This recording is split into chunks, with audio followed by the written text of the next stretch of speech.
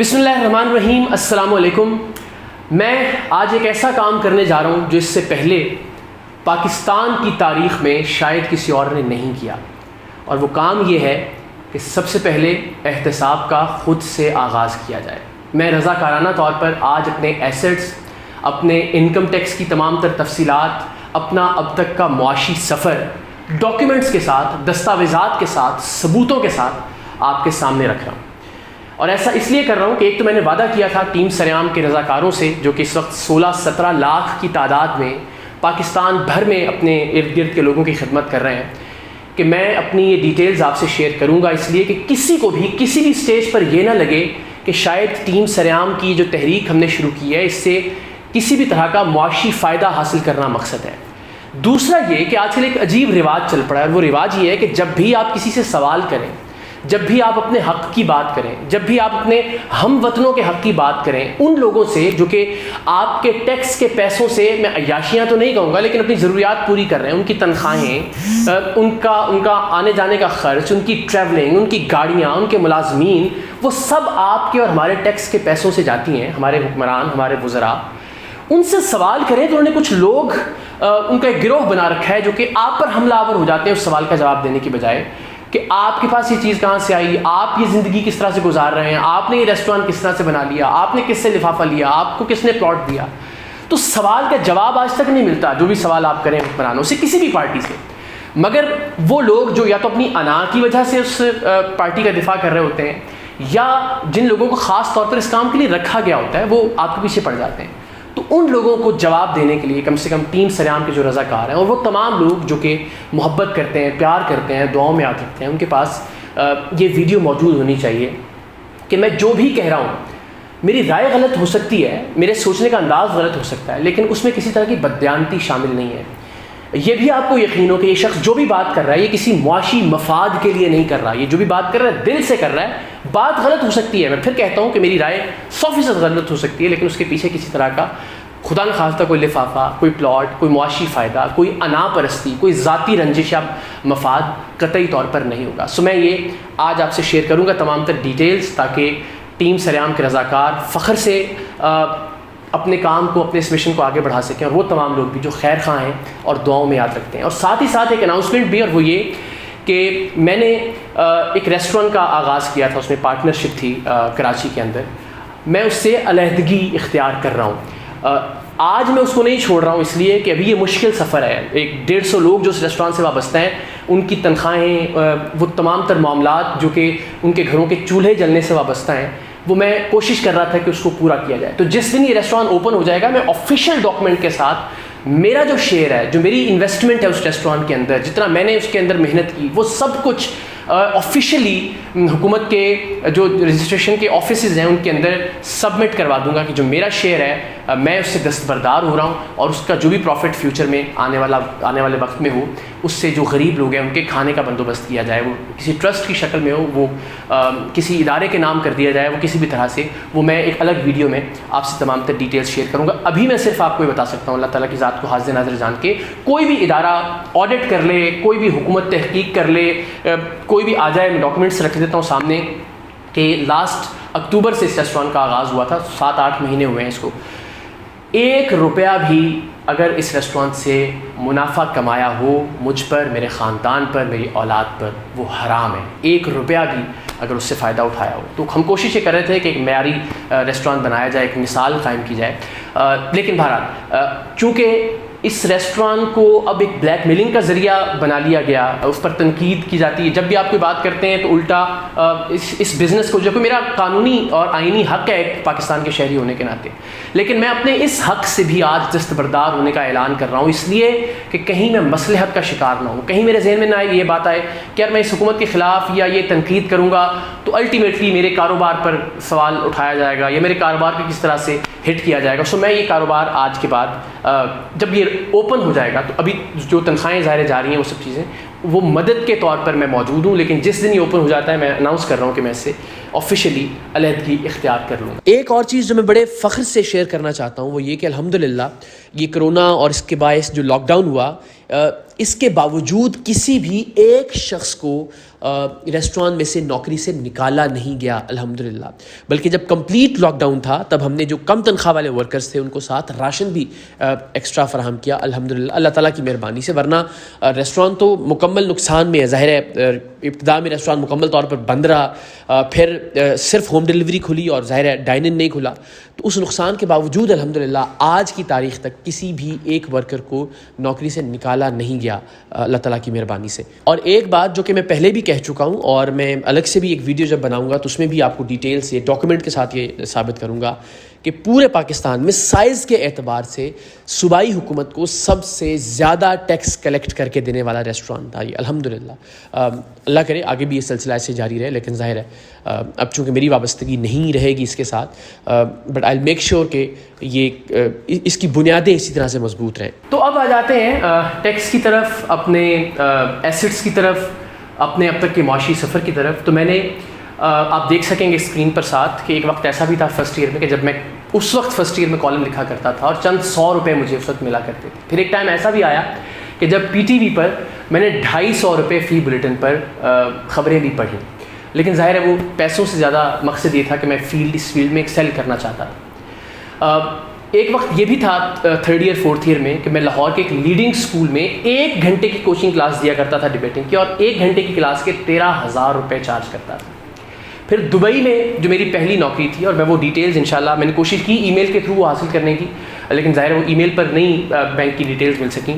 تو جیسے ہی lock down ختم ہوتا ہے موقع ملا دبئی جانے کا، تو میں کوشش کروں گا بینک میں جا کے خود وہ ڈاکیومنٹس حاصل کروں اور آپ سے وہ بھی شیئر کروں کہ میری جو پہلی تنخواہ تھی 2006 میں 9,500 درہم، جو کہ آج کے حساب سے 4.5 لاکھ روپے پاکستانی بنتے ہیں۔ یعنی 2005 میں میری پہلی تنخواہ، وہ جو لوگ پوچھتے ہیں نا کہ یہ پیسے کہاں سے آئے تو آپ کے پاس یہ آپ کا لائف سٹائل کیا ہے، تو اس وقت 4.5 لاکھ روپے آج کے 2005 میں پہلی تنخواہ کے طور پر میں لیتا تھا۔ پک اینڈ ڈراپ اس کے علاوہ تھا، اپارٹمنٹ اس کے علاوہ تھا۔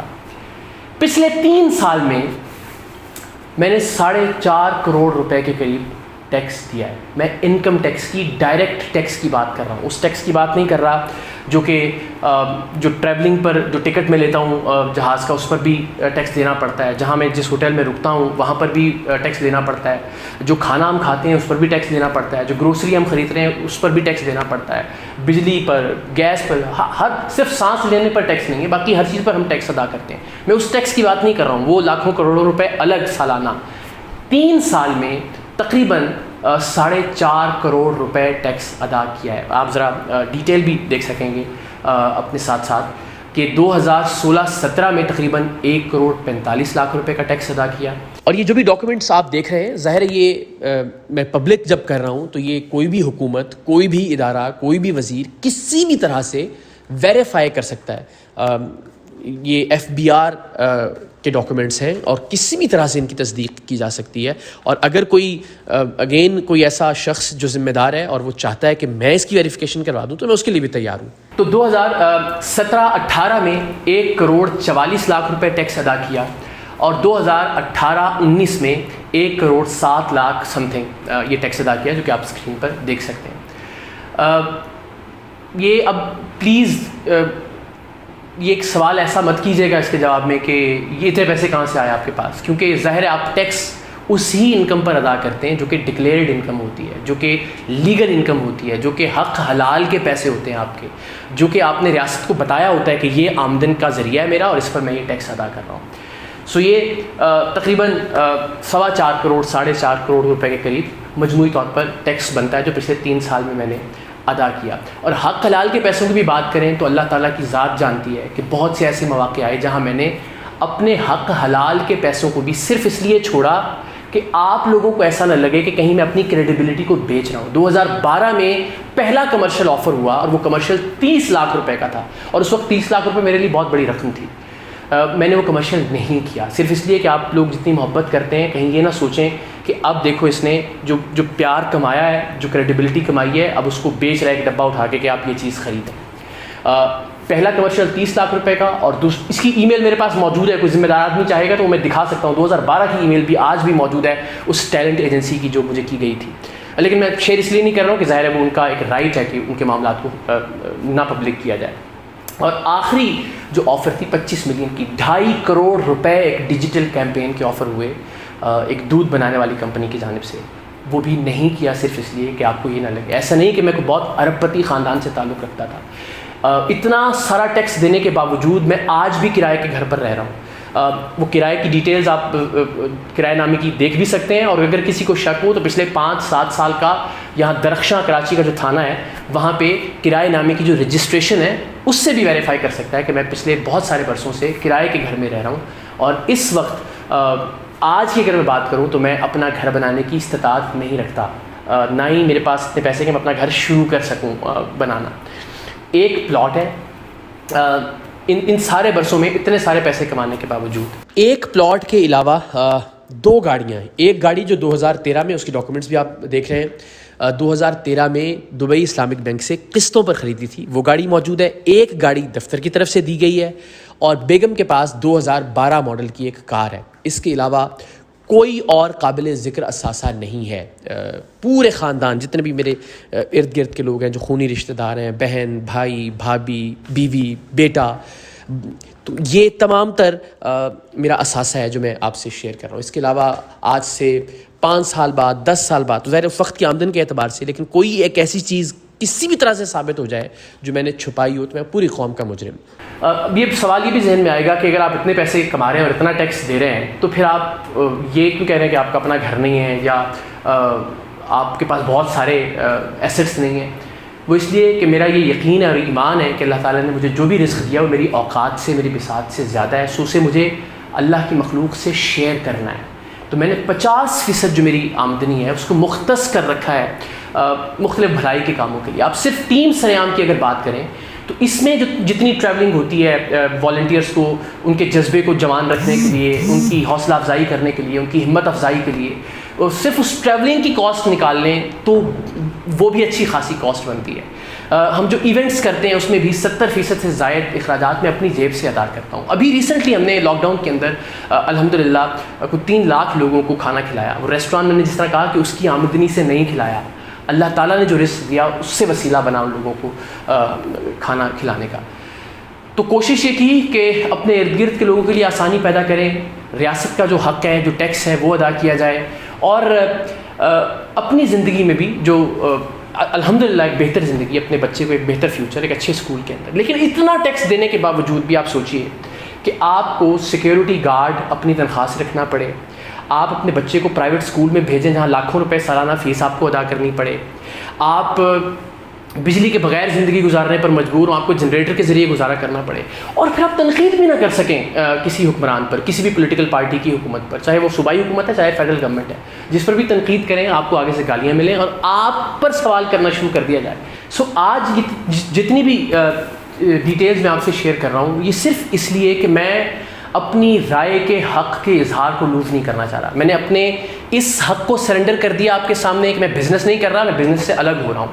میں نے اپنے اس حق کو سرنڈر کر لیا کہ میں اپنی ڈیٹیلز نہ شیئر کروں آپ سے، میرا رائٹ ہے، کیونکہ میں کوئی ووٹ نہیں مانگ رہا ہوں کسی سے، میں کسی الیکشن میں نہیں کھڑا ہو رہا، میں کسی سے کوئی ڈونیشن نہیں مانگ رہا، میں نے کوئی NGO نہیں کھولی، لیکن میں اپنے اس حق کو بھی سرنڈر کر رہا ہوں. لیکن ایک حق میں چاہتا ہوں، اور وہ حق یہ کہ میں دیانتداری سے اپنی رائے کا اظہار کر سکوں اس ملک کے لیے، اس ملک کے لوگوں کے لیے، اپنے لیے، اپنی نسل کے لیے، اپنے بچوں کے لیے جنہوں نے اس ملک کے اندر رہنا ہے. اور اگر یہ کوئی تصور کر لے کہ چونکہ میں ایک پولیٹیکل گورنمنٹ پر کر رہا ہوں اور پھر آگے سے جواب یہ آنا شروع ہو جاتا ہے کہ جناب آپ یعنی اس جواب سے تاثر ملتا ہے کہ جیسے میں جمہوریت مخالف ہوں، تو قطعی طور پر نہیں. جمہوریت پر جب بھی زد پڑے گی، میں بار بار کہہ چکا ہوں، بے شمار ٹویٹس موجود ہیں کہ میں گولیاں کھانے والوں میں سب سے پہلی صف میں آپ کو لگوں گا. کوئی ایسی صورتحال اگر پیدا ہوتی نظر آئی کبھی زندگی میں تو اگین کبھی ضیاء الحق صاحب کی اور بھٹو صاحب کی بات ہو تو میرا احترام، میرا سلام ہمیشہ بھٹو صاحب کے لیے ہوگا. اس سے آپ میرے نظریات کا اندازہ لگا سکتے ہیں. لیکن چونکہ اس بنیاد پر کہ آپ نے یہ ثابت کرنا ہے کہ آپ جمہوریت پسند ہیں تو آپ کسی جمہوری حکومت پر تنقید نہ کریں.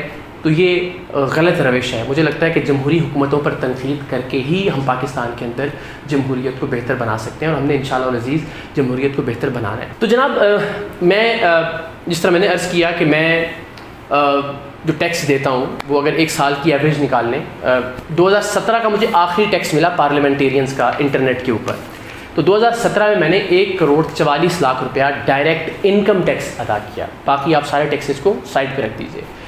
اس میں جو میں نے کچھ ہر پارٹی کے 1-2 نام میں لوں گا, بہت سارے ہیں. سینیٹر رحمان ملک صاحب نے جس سال میں نے 1,44,00,000 روپیہ ٹیکس دیا, اس سال میں سینیٹر رحمان ملک صاحب نے 1,65,000 روپیہ ٹیکس دیا. میرا ایک مہینے کا ٹیکس 12 لاکھ روپے تھا. یہ سال میں 1,65,000. سعید غنی صاحب نے 7,76,000 روپے ٹیکس ادا کیا. ایک مہینے کی ایوریج 12 لاکھ روپے کی ایک عام شہری کی حیثیت سے میرا ٹیکس تھا, اور میں سوال بھی نہیں کر سکتا ان لوگوں سے. سردار ایاز صادق صاحب سردار ہیں ماشاء اللہ, آپ جانتے ہیں ان سب لوگوں کا گھومنے پھرنے کا انداز, ان کی گاڑیاں, ان کے گھر, ان کے دسترخوان, ان کے آگے پیچھے جو لوگ ہوتے ہیں. آپ اور ہم سب اچھی طرح جانتے ہیں کہ الیکشن پہ کتنے پیسے خرچ ہوتے ہیں. ٹیکس جو ادا کیا ذرا دیکھتے رہیے. ایاز صادق صاحب نے 2,90,000 روپیہ پورے سال کا ٹیکس دیا. میں پھر دہراتا ہوں کہ مجھ جیسے ایک ایسے آدمی کا جو آج بھی کرائے کے گھر میں رہ رہا ہے, اس کا ٹیکس 1,44,00,000 تھا. مہینے کا ٹیکس بھی ان سے 6 ٹائمز زیادہ تھا. خواجہ سعد رفیق صاحب نے 52 لاکھ ٹیکس دیا, 52,24,000 روپے. شفقت محمود صاحب نے 10,95,000 ٹیکس دیا. 2017-18 کی بات ہے. اعجاز الحق صاحب نے 1,82,000 روپے. مخدوم خسرو بختیار صاحب نے 4,75,000 روپے. خورشید شاہ صاحب نے 2,56,000 روپے. فریال تالپور صاحبہ نے 28 لاکھ روپے. نواز شریف صاحب نے 2,63,000. حمزہ شہباز صاحب نے 82,68,000. شاہ محمود قریشی صاحب نے 6,53,000. عذرا فضل پیچو صاحبہ نے 4 لاکھ روپے. خالد مقبول صدیقی صاحب نے 1,38,000. فہمیدہ مرزا صاحبہ نے 2,27,000. نوید قمر صاحب نے 1,65,000. ظفر اللہ جمالی صاحب نے 1,38,000. فاروق ستار صاحب نے 1,49,000. شینی مزاری صاحبہ نے 15 لاکھ. محمود خان صاحب نے KPK کے جو چیف منسٹر ہیں 2,32,000. رانا ثناء اللہ صاحب نے 12 لاکھ. سید ناصر شاہ صاحب نے 1,60,000. نثار کھوڑو صاحب نے 1,90,000. سہیل انور سیال صاحب نے 23 لاکھ. مراد علی شاہ صاحب نے 9,88,000 روپے. اور اس کے علاوہ انہوں نے ایسوسیشن آف پرسنس کی ایک الگ وہ 70 لاکھ کی ٹیکس کی ریٹرنز تھیں. شرمیلا فاروقی صاحبہ نے 3. وزیر اعظم عمران خان صاحب نے 1,03,000. سابق وزیر اعظم شاہد خاقان عباسی صاحب نے 23,86,000. مونس الہی صاحب نے 57,73,000 روپے ٹیکس ادا کیا. ان ساری شخصیات میں سے کوئی بھی شخصیت ایسی نہیں ہے جس نے مجھ سے زیادہ ٹیکس دیا ہو. ان کا طرز زندگی, ان کا طرز رہائش آپ سب کے سامنے ہے. آپ سب سے ریکویسٹ ہے, خدا کے واسطے جن سے سوال کرنا بنتا ہے ان سے سوال کریں, جن پر تنقید کرنی بنتی ہے ان پر تنقید کریں. یہ جو لوگ پریس کانفرنسز میں ایک دوسرے کو گالیاں دے رہے ہوتے ہیں, الجھا رہے ہوتے ہیں تمام تر معاملات کو, جو اصل ایشو ہے اس ایشو سے ہٹانے کی کوشش کر رہے ہوتے ہیں, ان کے تن پر جو کپڑے ہیں وہ بھی آپ کے اور میرے ٹیکس کے پیسوں سے ہیں. کتنا بھی کوئی غریب ہے وہ صابن کی ٹکیا بھی خریدتا ہے, چائے کی چھوٹی پتی کی ڈبی بھی خریدتا ہے, اس پر بھی ٹیکس ادا کرتا ہے. ان سے سوال کریں, آپس میں ایک دوسرے کو گالیاں نہ دیں خدا کے واسطے. ایک دوسرے پر یہ کسی اور ادارے پر چڑھنے کی, ان لوگوں سے سوال کریں. ہم نے ان لوگوں کو بہتر بنانا ہے. ہماری خواہشات, نیک خواہشات ان لوگوں کے ساتھ ہیں, لیکن ان لوگوں سے پوچھیں کہ ان لوگوں نے ہمیں کیا دیا ہے, ہمارے آنے والی نسلوں کو کیا دیا ہے. ایک دوسرے کا یہ احتساب ایسے ہی کرتے رہیں گے جیسے اب تک ہوتا رہا ہے. جب آپ اور میں ان کا احتساب کریں گے تو ٹھیک طرح سے احتساب ہوگا. جب آپ اور میں ان سے سوال کریں گے تو ٹھیک طور پر یہ کام کرنا شروع کریں گے, تو یہ خود پر پریشر محسوس کریں گے, ورنہ تو ایک دوسرے پر یہ الزامات کی بوچھاڑ جاری رہے گی. سو پلیز اپنے حق کو پہچانیے. ان لوگوں پر تنقید نہ کریں جن کا آپ کے ٹیکس کے پیسوں سے کو لینا. وہ اگر کوئی صحافی کوئی غلط کام کرتا ہے بھی تو خود بخود ایکسپوز ہو جاتا ہے. اگر کوئی ایسی وہ خبر دیتا ہے جو جھوٹی ہے, وہ خود بخود دنیا کے سامنے جھوٹا قرار پا جاتا ہے. آپ ان لوگوں سے, اپنے لیڈر بھی ہیں اگر آپ کے, عزت کے ساتھ, احترام کے ساتھ ان سے پوچھیے کہ انہوں نے تعلیم کے لیے کیا کیا, انہوں نے پولیس کے نظام کو بہتر کرنے کے لیے کیا کیا, چاہے وہ صوبے میں ہے چاہے وہ وفاق میں ہے, انہوں نے صحت کے لیے کیا کیا, ہماری آنے والی نسلیں ان کی معیشت کو بہتر بنانے کے لیے کیا پالیسی ہے, ہمارے ملک کے سماج کو بہتر کرنے کے لیے کیا پالیسیز دی ہیں صوبائی حکومتوں نے, وفاقی حکومت نے. سو آپ سب سے ریکویسٹ ہے کہ پلیز اپنی تنقید کا اپنے سوالوں کا رخ صحیح سمت میں موڑنے کی کوشش کریں. ان لوگوں کو تو بھول جائیے کہ جو لوگ ظاہر ہے گماشتے ہیں ان سیاستدانوں کی، جن کے مفادات وابستہ ہیں گلی محلے کی سیاست میں، تھانے کچہری کی سیاست کے اندر، وہ لوگ تو گالی دیں گے ہی دیں گے جو بھی تنقید کرے گا اس کو ان پولیٹیکل پارٹیز پر. لیکن آپ عام عوام پاکستان کے، آپ لوگ پلیز اپنی ڈائریکشن کو ٹھیک رکھیے. آپ سوچیں کہ آپ کے خون پسینے کی کمائی سے ٹیکس ادا کیا جاتا ہے. اور میں ایک بار پھر یہ کہوں کہ میں کسی مصلحت کا شکار نہ ہو جاؤں. میں نے ایک بار پھر، میرا رائٹ تھا میں 30 لاکھ روپے کا کمرشل کرتا، میرا رائٹ تھا کہ میں 2.5 کروڑ روپے کا کمرشل کرتا اور پیسے کماتا. آج کم سے کم اپنا گھر ہوتا میرا، جو کہ نہیں ہے، لیکن میں نے وہ رائٹ سرنڈر کی، اپنے وہ حق چھوڑے آپ لوگوں کی محبت کی وجہ سے. آج میں اپنا ایک اور حق چھوڑ رہا ہوں، اپنا ریسٹورانٹ، جو کہ میں نے بڑی محبت، لوگ کہتے ہیں آپ کو صحافیوں کی کتاب لکھنی چاہیے، یہ ریسٹورانٹ کہاں کھول لیا. تو میری تو یہی کتاب تھی. میں تو دبئی میں جب تھا اس وقت ریسٹورانٹ آدھا کھول لیا تھا، بلڈنگ لے لی تھی، اس پہ ہم کام کر رہے تھے، پھر ہمیں شفٹ ہونا پڑا کراچی. تو یہ تو میرا شوق تھا. اور جو پروگرام میں کرتا ہوں اس کی نوعیت بھی یہ تھی کہ میں ایک ایسا ماڈل بنانے کی کوشش کروں کہ جہاں جو تنقید میں دوسروں پر کرتا رہا ہوں، کم سے کم وہ عملی نمونہ ہو کہ یار یہاں پہ وہ فلاز موجود نہیں ہیں. اور وہ میں نے کر کے بھی دکھایا الحمدللہ، اپنے طور پر کوشش کی بھی. لیکن میں اس رائٹ سے بھی دستبردار ہو کے اسے بھی اللہ کے نام پہ وقف کرتا ہوں، اپنے اس شیئر کو جو کہ اس ریسٹورانٹ میں. اینڈ آفیشیلی جس دن یہ پہلے دن اوپن ہوگا، میں اس کی ڈاکومنٹیشن فائل بھی کر دوں گا اور آپ لوگوں سے پوری ڈیٹیل شیئر کروں گا. ریسٹورانٹ انڈسٹری کے کچھ راز بھی میں آپ سے شیئر کروں گا ایک الگ ویڈیو کے اندر. لیکن پلیز جو ہمارے بچوں کا حق ہے اس کے لیے لڑنا سیکھیے، آواز اٹھانا سیکھیے، سوال کرنا سیکھیے، ڈائریکشن اور اپنی سمت کو ٹھیک رکھیے. کس سے سوال کرنا ہے، کس پر تنقید کرنی ہے، کس سے پوچھنا ہے، کون آپ کو جواب دے. یہ بات ذہن نشین رکھیے، یہ بات یاد رکھیں. اللہ تعالیٰ پاکستان کا حامی و ناصر ہو. انشاءاللہ میں ٹیم سریام کے جانباز آخری سانس تک اپنے طور پر کوشش کرتے رہیں گے، کسی سے کچھ بھی مانگے بغیر، ہم کسی سے کوئی ڈونیشن لیے بغیر خدمت کرتے رہیں گے پاکستان کے لوگوں کی، اپنا خون دے کر، پودے لگا کر، لوگوں کی بھوک مٹا کر، جو بھی جس کے بس میں، جو بھی جس کی استطاعت میں ہے. آپ سے بھی ریکویسٹ ہے اپنے ارد گرد کے لوگوں کا خیال رکھیں، اپنا خیال رکھیں، پاکستان کا خیال رکھیں. یہ ہمارے سیاستدان ہیں، ہم ان سے سوال نہیں کریں گے تو اور کون کرے گا. سو آئی ہوپ کہ کم سے کم آج کے بعد تھوڑی سی تبدیلی ضرور آئے. سو میں بارش کا پہلا قطرہ بننے کی کوشش کر رہا ہوں کہ میں نے اپنی تمام ڈیٹیلز آپ سے شیئر کی ہیں.